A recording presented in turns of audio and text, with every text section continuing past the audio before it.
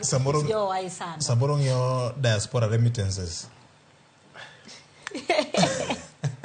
Ero kama nya kwa Ramogi wangu omea paro president bilo ni Lazarus Chakwera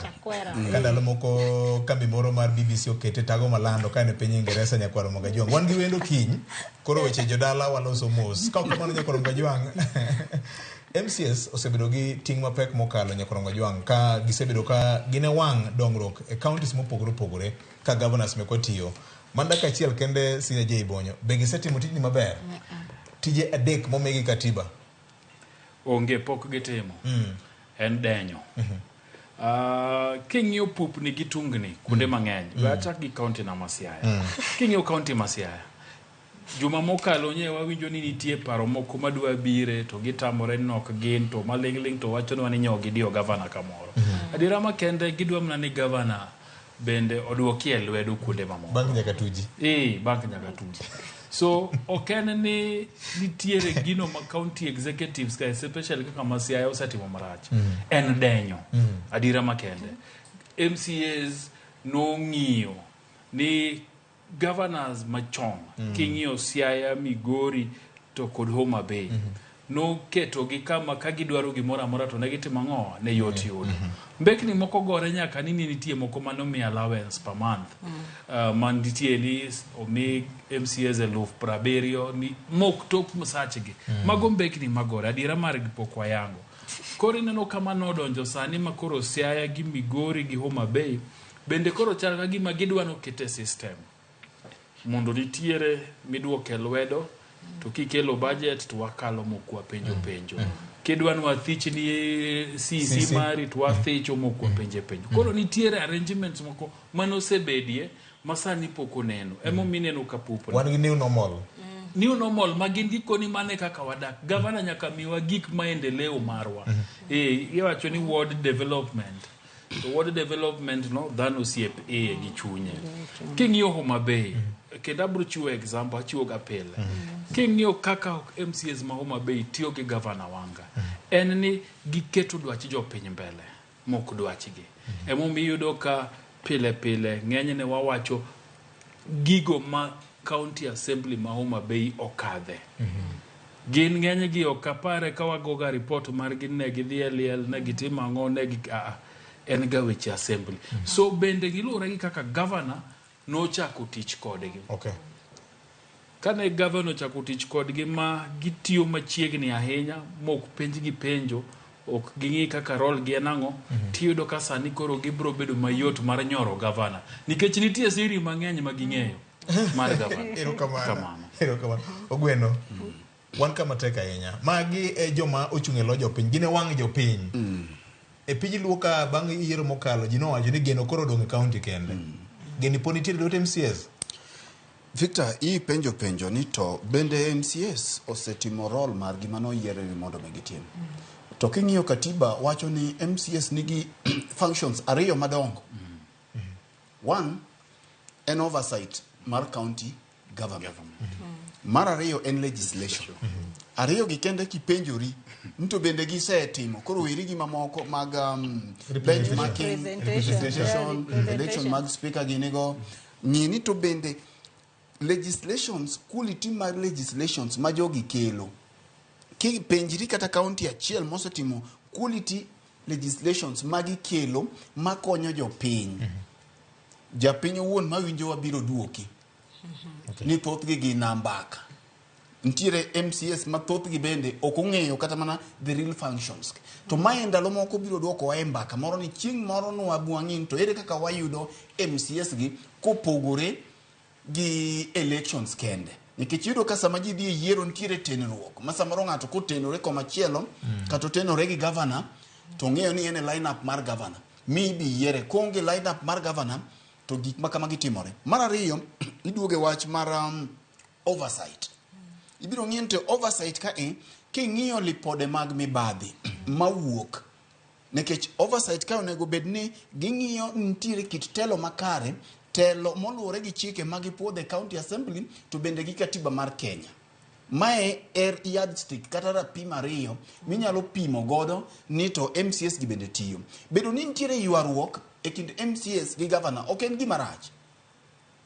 Mano en gima ber nikech samoro bende ka giwinjore ahinya ma bende gik moko yom tinyalo penjori samoro dipo ni nitiere ka kosogi ofuku mok ginyal penjo mak mana ni ywaruok ni onego bed ywaruok mantiere lo japiny ok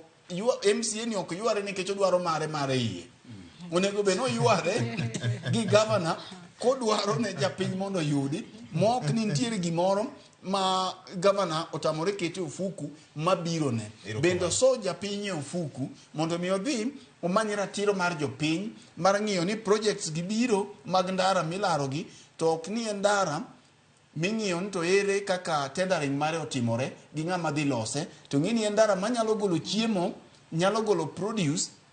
mawuok mondo mi mwandu ma jopiny nigodo manyalo nyayo ohala. Erokamano. Roslyn. Ng'eni BOJ ka wach mar MCAs gi wacho ni gilokre gimiluongo ni lynch mob. Naneno nyoro ka ne nitiere conversation mane dhi mbele mar Okiya Omtata kiwacho no dhi e court wacho ni threshold mar impeachment mar governor gi CCs nyaka ng'ito. Nawinjo ka ng'ato penje niya to County Governments Act mano kelo procedure mar golo governors dong notime Senate dong notime Parliament ang'o momiyo ko sponsor amendment mondo oket ang'o threshold mani malo gima sani timre counties makata nineno ndalo moko nitie governors mane kata senator ndiko ne IG mondo dhi omaki magiringo gidhi e court kagiwacho ni senate okonego beni summon gi e Sipike gimomineno ka governors iluongo pile e Senate en nikech County Assembly monego beni timo primary oversight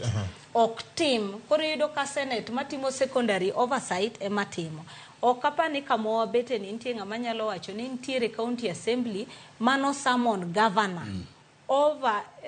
management mar county ma either gino bedo recorded ka governor field questions mag MCAs kata ni governor timang'oa otamre sama governor biro ga assembly en samo biro defend ko bedo impeached Kata State of the Nation address. Yes. Koro kanye monego beni ki MCAs chako go mokwongo. Rosi dongi paro ka challenge no bedo kane gipimo gi Uhuru Kenyatta ndalo machon. Kane giwacho ni be Uhuru Kenyatta osebedo ga summon koso en gi members of the executive meke mabedo summon mabiro duoko penjo on his behalf. Governors on the flip side bende wacho ni gin gi CECs apar. Koro jawota lunguru jawota ne moduoko penjo e lawyer. But ingeni gima timre niya mana ingeni kai be ntiere kaka checking mokongo ni roles ma chiko miyo president gi deputy president to ngi roles ma chiko miyo governor gi deputy governor gi cabinet mare governor e chief executive officer emomineno ka ja finance nitiere ga kaka kimake to governor betingre kanyo nyaka make koro miyo ka nitiere penjo mag counties nikech ingeni magi gin devolve units ok gin e level achiel gi sirikal maduong' koro nitiere kaka ka penjo nitiere MCAs gi onego beniti mang'o penjo governors kane MCAs obiro mwacho ni ok ginyal penjo governors questions nikech pesa executive pesa bire county executive senators no the more amend the law masani counties yudo pesa gi mopogore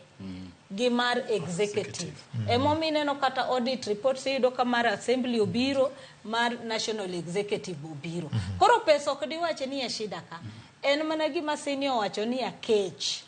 idwa dhi beyond that mondo yud favors mag governor makoro ka ntiere corruption tidhi nyise ni a report ni ok dhi biro ne kaka inenowa ni wane benchmarking moro wa benchmark international ntie sani MCAs muketo suitcase e airport so piny makama to kawo to chako dhi e piny machielo kaka en close gi governor. Erokamano sa jumadongo sa nokodwa nikech ngini thoth ne giwacho ni yiero campaigns nigi en pesa en ting mar pesa ma gitiyogo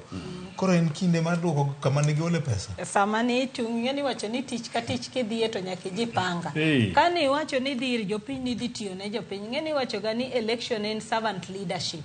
sami dhi kanyo kidhi ni en ohala makisedonjo titi mang'oa recover pesa ni. Erokamano.